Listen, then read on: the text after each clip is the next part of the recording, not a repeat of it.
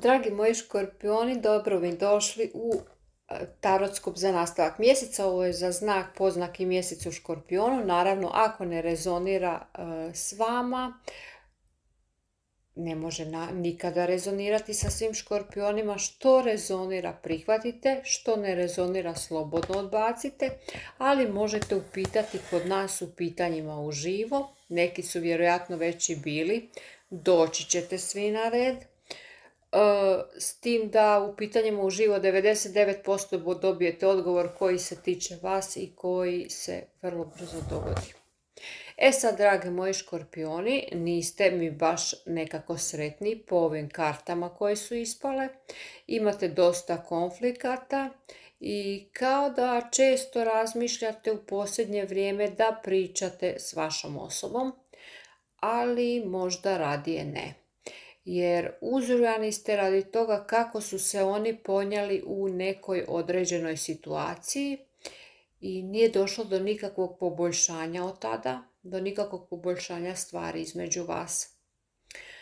Vidim nezadovoljstvo radi te veze i postoji nešto što ste željeli, ali oni su to krivo nešto napravili. Ne znam što ste željeli, ne znam što su krivo napravili, ali vidim da jesu. Mislim da su bili kontradiktorni. Nešto su kao da su obećali, a napravili su nešto sasvim drugačije od toga. I onda vam je to zapravo, ta situacija postala razočaravajuća, odnosno razočarenje. Ali prolazite sve to u svojim mislima i kao da si predbacujete da nešto možda niste trebali. Ali i dalje ne dozvoljavate da vam to recimo pokvari vaš dan. Ovo je samo jedna duboka emocija koju vi osjećate s kartom mjeseca, koji označava emocije i osjećaje. Sa 5 štapova netko odbija odlučiti nešto vezano uz vašu vezu. 4 pentakla i 5 kupova. Evo ovdje po ovim kartama vidite zapravo koliko ste razočarani. 4 pentakla je također znak da štedite i novac, jer Jupiter nam govori o ušteđevini, isto tako govori o obitelji, o uzdržavanju, o djeci, ali i o partnerstvu i sreći. Ovo može biti vrijeme kada recimo pokušavate sve što se tiče partnerstva, odnosno veze, ali jednostavno ne možete, zato što Venera ne može sjati svojim punim sjajem jer je nekako preblizu Suncu, postaće još i bliže i to može postojati problem s vezom, budući da Venera vlada vašom 7. kućom. Jupiter će malo slabije djelovati i to samo 2 dana će slabije djelovati, dok će Venera da slabije djeluje pa i pomalo negativno vezano uz ovu vezu preko 2 mjeseca, čini mi se, oko 60 dana. Znači skroz tamo negdje do 25. jula, ako ne griješim. Dalje nam je ispao vitez kupova. Nekako se čini kao da ste puno puta prolazili kroz ovakvu jednu te istu situaciju i jednostavno došli ste do točke kada želite nešto novo, odnosno nekoga novoga.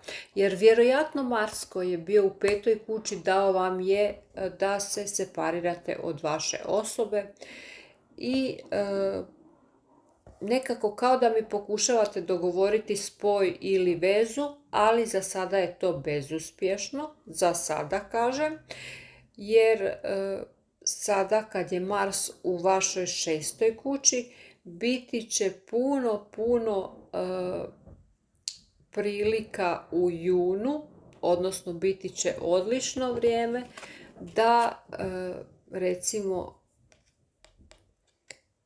da se ostvare veze, odnosno dobre konekcije s ljudima.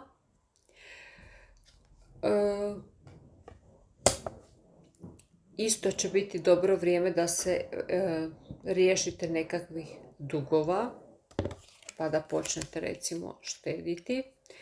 Biti će tu odličnih preokreta što se tiče financija, rekli smo, sad sam vam pokazala. No nećete dugo biti sami i to sam vam rekla s ova 2 kupa, tamo negdje od 1. juna, računajte si nadalje, Jupiter će vas ponovno pogurati i to je jako, jako dobro. Znači, naći ćete nekoga, odnosno moguće vašu srodnu dušu. Zatim ispala nam je karta vraga. Vaša osoba čini mi se da je dosta opčinjena vama, ali čini mi se ipak kao sa 2 kupa da vi njih volite, ali i oni vas, i to je dobro. Premda nisam sigurna da je ovo baš ljubav sa kartom vraga. Više mi izgleda kao, ne ljubav, nego kao požuda. Jer nije lako biti sa škorpionom, oni su dosta poželjni. Velika svećenica, vaša osoba je dosta tajnovita. Zatim vidite štapova, može biti da se radi o mlađem vatrenom znaku, no nije naravno za sve isto. Možda je riječ o znaku koji se jednostavno ponaša djetinjasto ili ima dosta planeta u vatrenim znacima. Sa asom pentakla.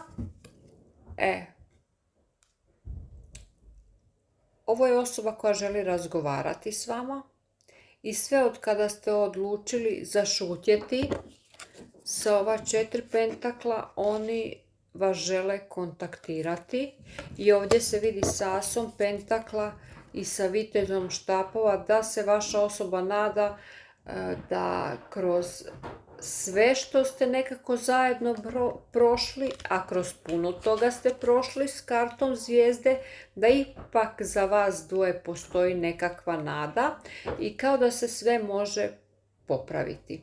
Znači, s ovom kartom zapravo vraga oni su kao da su opčinjeni vama, a sa kartom zvijezde i 2 kupa vi imate velike šanse da budete zajedno. Evo, bar je tako isto što se tiče tranzita na nebu, a vi sad prekontrolirajte, dragi moji, i trebali bi samo biti strpljivi, a ja vam želim svu sreću.